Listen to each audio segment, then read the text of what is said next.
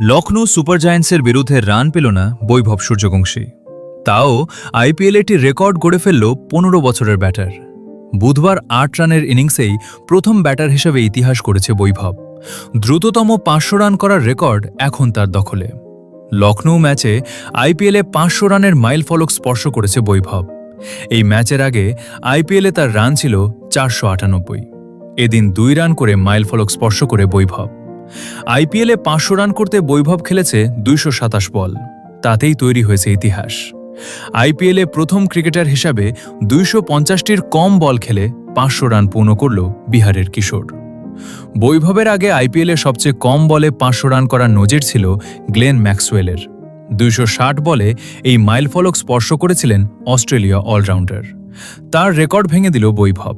এই তালিকায় যুগ্মভাবে তৃতীয় স্থানে থাকলেন পঞ্জাব কিংসের প্রিঙ্গাস আর্য এবং বীরেন্দ্র সহবাগ। তারা ৫০০ রানের মাইলফলক স্পর্শ করেছিলেন ২৮০টি বল খেলে।